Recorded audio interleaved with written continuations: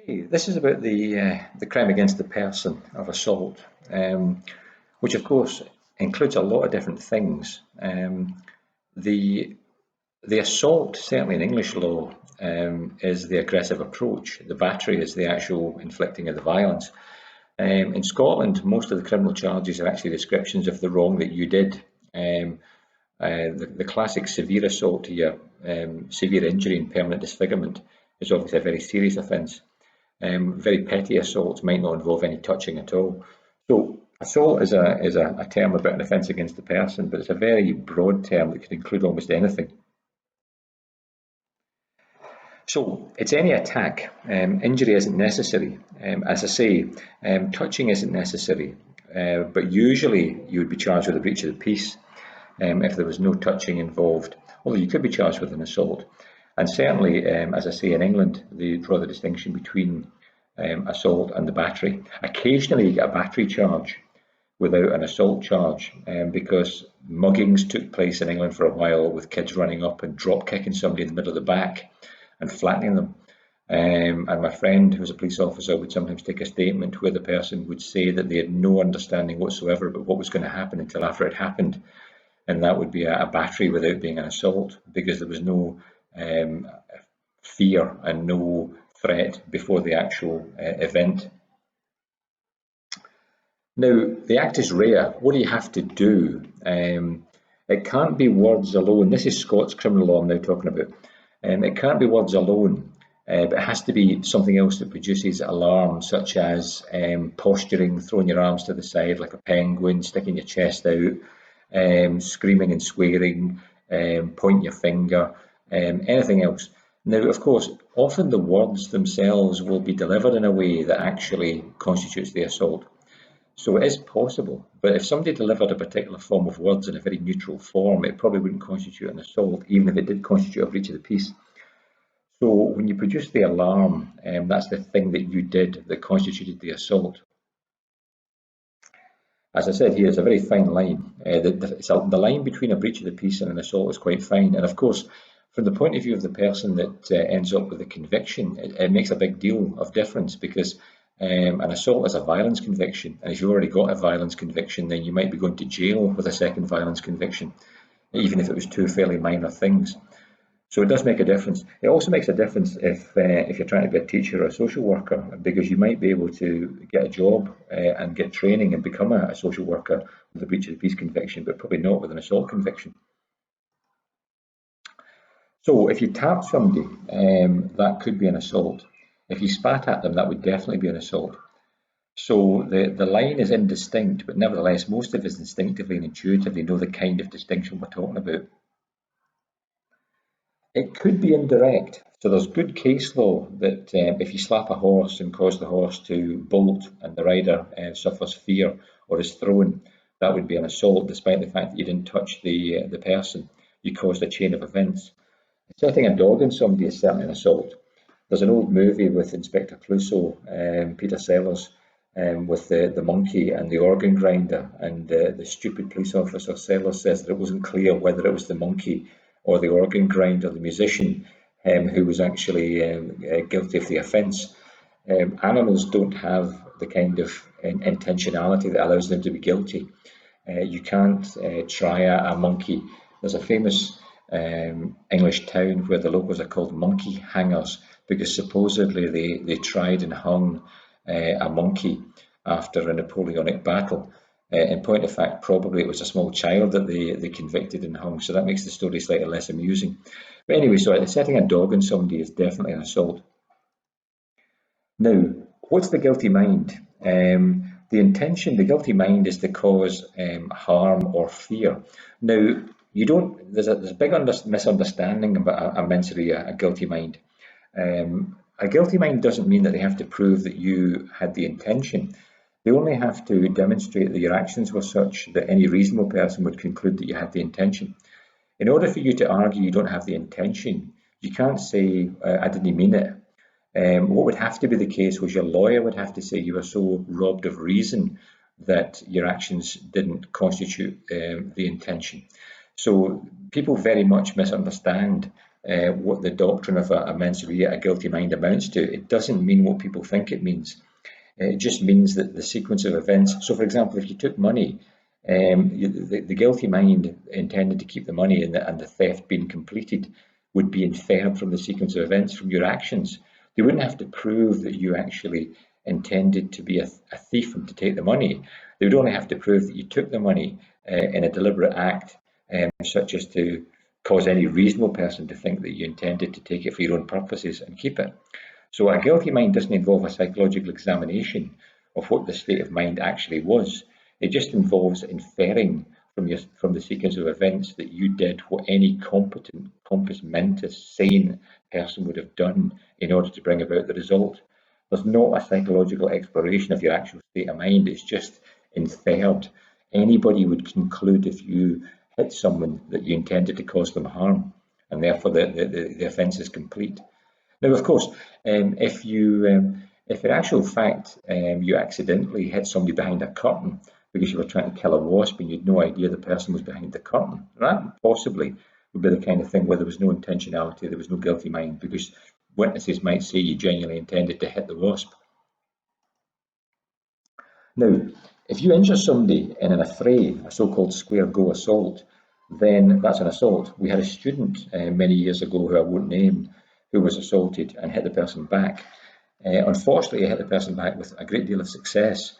I think 3 punches resulted in a broken nose, a broken cheekbone, a dislocated jaw, a bruised brain, and the person was in a coma for 24 hours.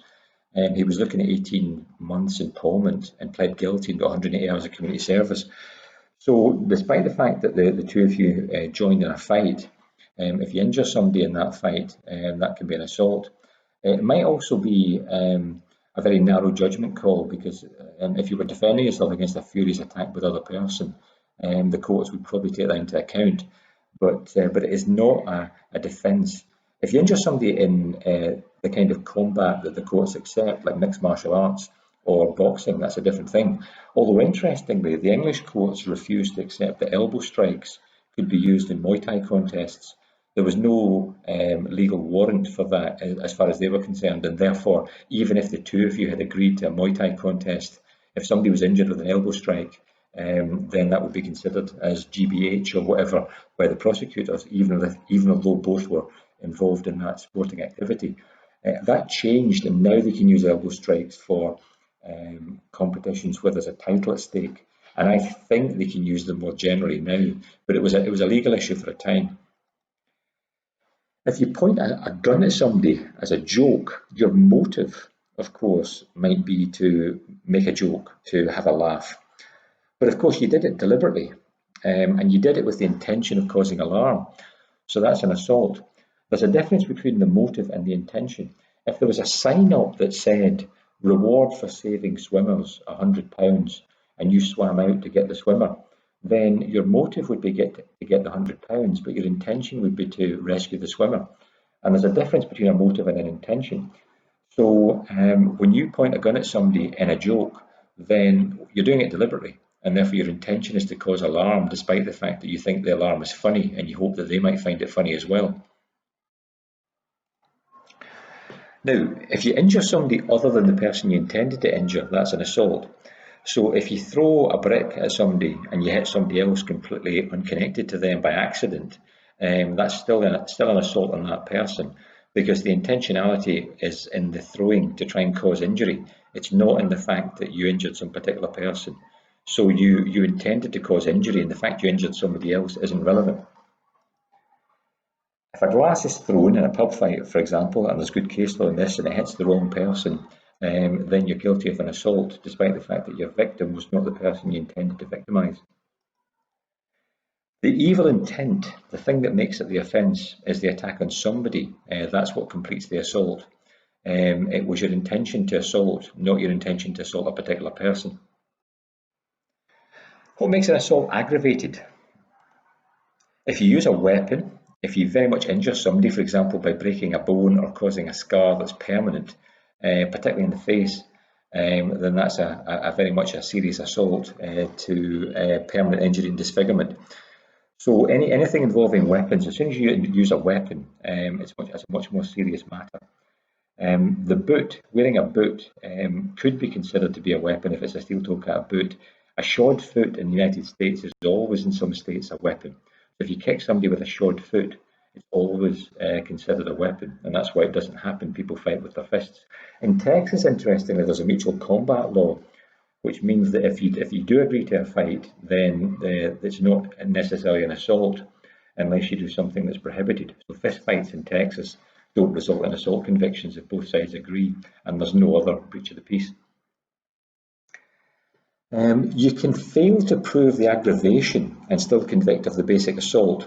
So if there has been an attack, an assault of some kind, but you can't prove severe injury or permanent disfigurement or the use of a weapon, so for example the police can't recover the weapon, then the assault itself can still stand as an independent part of the charge. Usually no corroboration is needed for the aggravation. In Scots law you need two pieces of evidence in court. That doesn't mean two witnesses, it just means two pieces of evidence.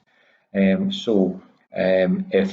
someone says you assaulted them and the police arrive in time and they can put you on the scene, so the police say that you were there when they arrived, that's corroboration. So when it comes to using a weapon, if I say you assaulted me and then your friend ran off with the hammer, for example, if the court accepts that you assaulted me, then my single evidence that your friend ran off with the hammer is enough to prove the aggravation if the court accepts me as a truthful witness. So you don't need corroboration for the aggravation. That's also true, for example, if offence is aggravated by racial prejudice. If the person can prove the assault, then the fact that they say it was aggravated by racial prejudice will prove the aggravation if they're accepted as a reliable witness. So corroboration isn't needed for aggravations. Corroboration is still needed for the essential charge.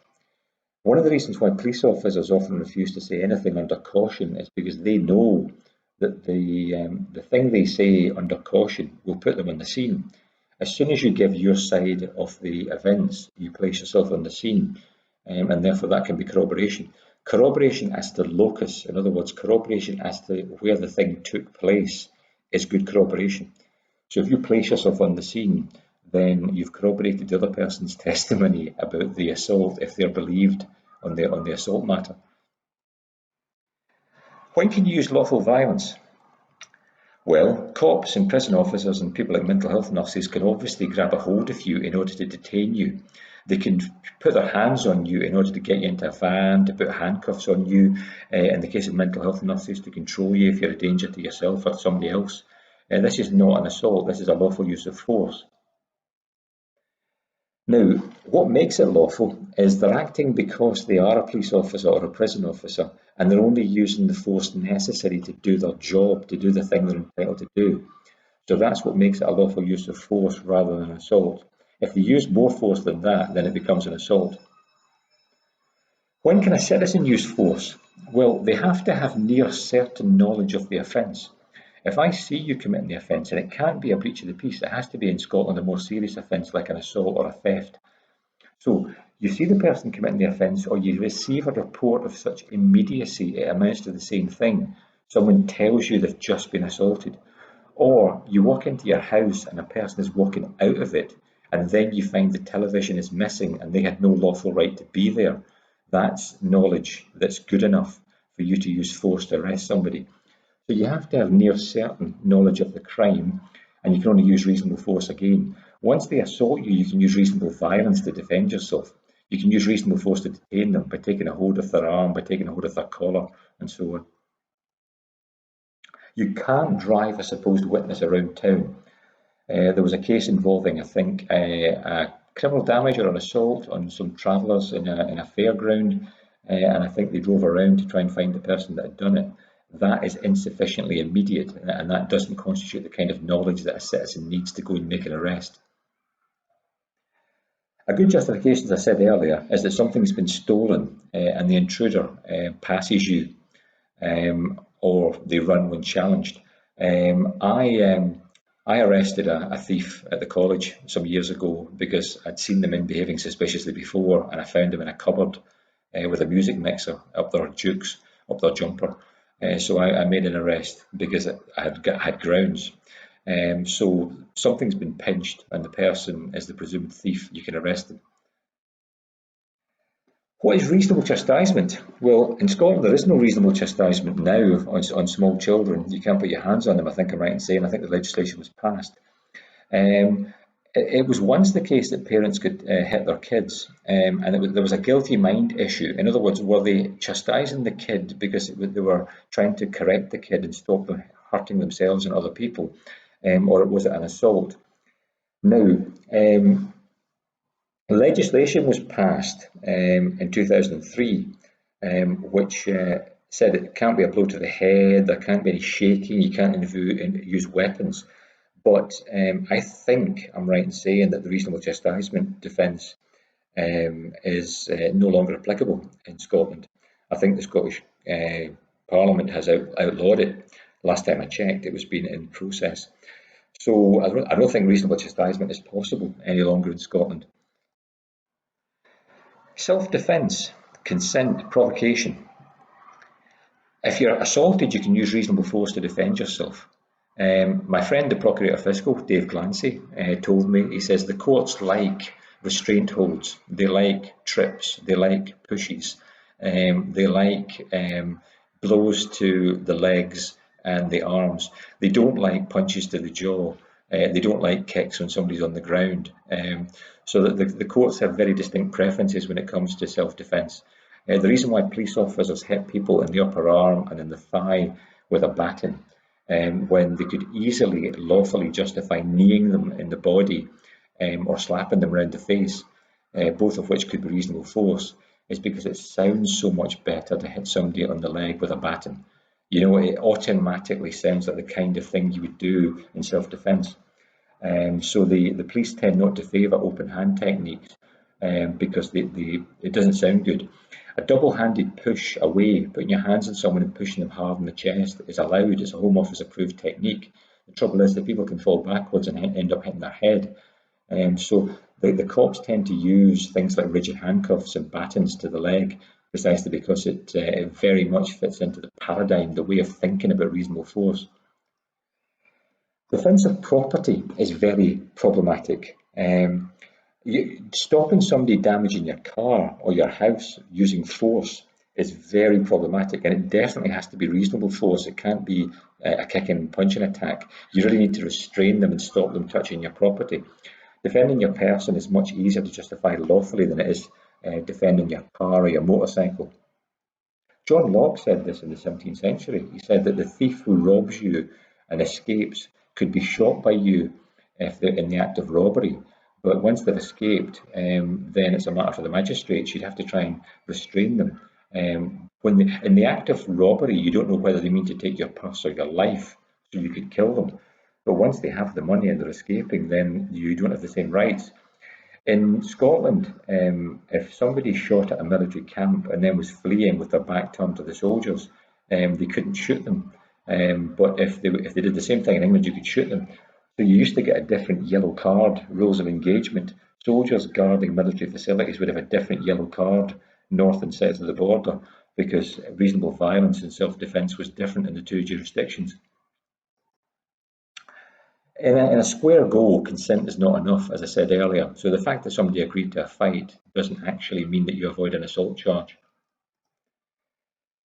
If you are being treated by a medic, you consent to being touched. And of course, if you're unconscious, you tacitly consent, you're assumed to consent.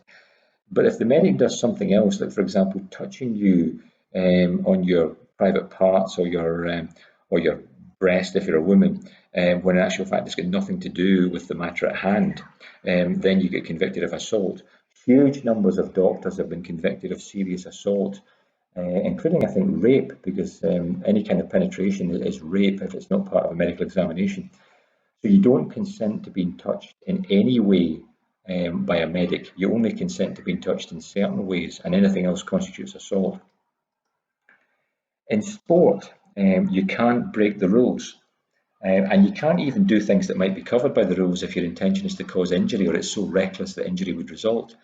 Drunken Duncan Ferguson headbutted a footballer famously in Glasgow when he was playing for Rangers and got jailed for it. He also beat up a burglar who was in his house when he was playing for Everton, and the judge praised him. He said, "I am certain that Mr. Ferguson behaved entirely appropriately." And when I read about the case, I remember thinking, the last person in the world whose house you'd want to break into would be Drunken Duncan.